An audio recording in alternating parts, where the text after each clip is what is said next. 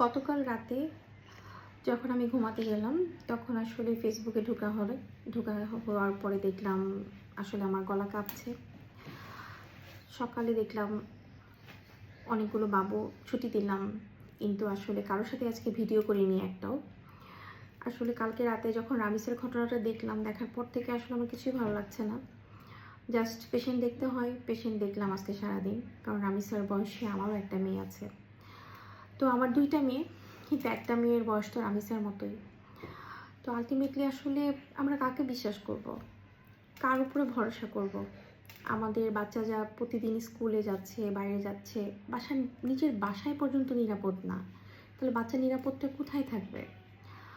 রামিসাকে যে ডেকে নিয়েছিল, যে বিকৃত রুচির অধিকারী, মেরেছে রামিসাকে, খুন করে ফেলেছে, ধর্ষণ করেছে, তার ওয়াইফই তো ডেকে নিয়েছিল। সেও তো একটা মেয়ে, সে মেয়ে হয়ে কিভাবে এই কাজটা করতে পারলো? শুধু মেয়ে না, তারা মুসলিম। অ্যাজ এ মুসলমান কি এই ধরনের কাজ করা সম্ভব?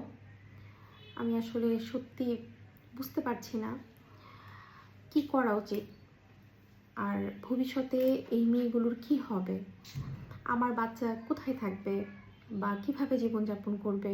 প্রত্যেকটা সন্তান যখন মেয়ে হয় আমার হসপিটালে আমার হাতে, তখন আমি অনেক খুশি হই যে আলহামদুলিল্লাহ মেয়ে হয়েছে, আল্লাহর অশেষ রহমত। কিন্তু এখন আমার ভয় হচ্ছে এই মেয়েগুলা যে আমার হাতে ধরে হচ্ছে, তো তাদের ভবিষ্যৎটা কি, তাদের ফিউচারে কি হবে, তারা আসলে কতটুকু ভালোভাবে বাঁচতে পারবে? একজন ডাক্তার হিসাবে প্রতিদিন অসংখ্য নবজাতক শিশুকে পৃথিবীর আলো দেখাই। ছোট ছোট হাত, নিষ্পাপ মুখ, প্রথম কান্না, এসব দেখেই মনে হয় পৃথিবীটা এখনও সুন্দর, এখনও বেঁচে থাকার মতো। কিন্তু আজ ছোট্ট রামিসার ঘটনাটা শুনে সত্যি ভেঙে যাচ্ছে বুকটা। আমি শুধু একজন ডাক্তার না, আমি একজন মাও। আমারও মেয়ে আছে, তাই বারবার মনে হচ্ছে এই পৃথিবীটা কি আসলেই আমাদের শিশুদের জন্য নিরাপদ?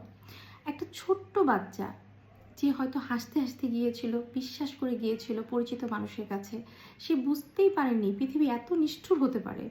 শেষ মুহূর্তে কত না ভয় পেয়েছিল, কতবার বাঁচতে চেয়েছিল। এই চিন্তাটাই আমাকে আসলে ভিতর থেকে শেষ করে দিচ্ছে। আজ প্রতিটি মায়ের বুক কাঁপছে, কারণ একটা সন্তানের কষ্টের খবর আরেকটা মায়ের হৃদয় ছেড়ে দেয়।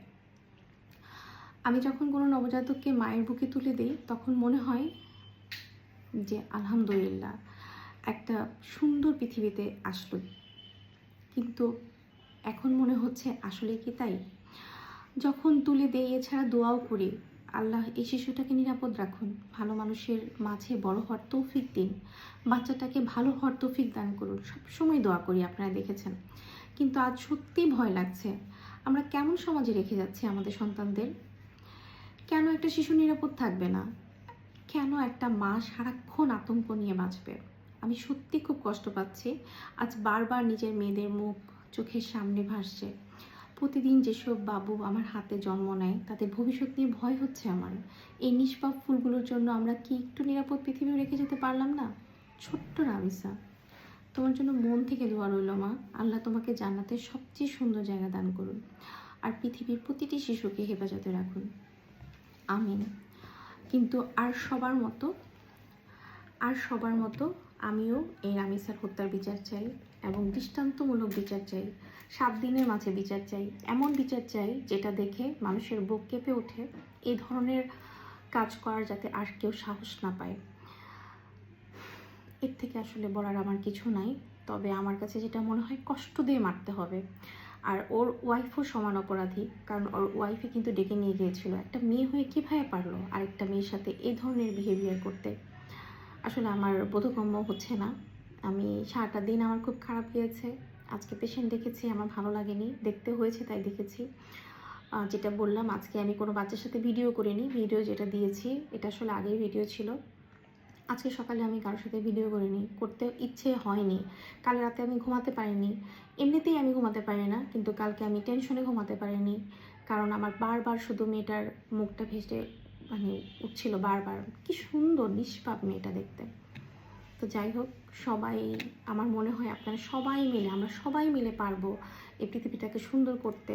প্রত্যেকের বিকৃত রুচির যদি আমরা যদি অধিকারী না হই, এটা তো আসলে বিকৃত ছাড়া কিছু না, ঠিক আছে? ওই লোকের নামটা আমার নিতে ইচ্ছা করছে না, যে বাচ্চাটাকে মেরে ফেলেছে, তাকে ধর্ষণ করেছে নির্মমভাবে, এত ছোট্ট একটা বাচ্চার সাথে। আসলে তার নাম উচ্চারণ করার মতো ইচ্ছাও আমার নেই। যাই হোক, তার দৃষ্টান্তমূলক বিচার হওয়া উচিত, এইটাই আমার কথা, আর কোনো কথা নেই। আর যে যার বাচ্চাকে আসলে সেফলি রাখতে হবে। আর এটা তো আসলে কোনো সমাধান না যে আমরা সেফলি রাখবো। আমরা একটা নিরাপদ পৃথিবী চাই, নিরাপদ বাংলাদেশ চাই।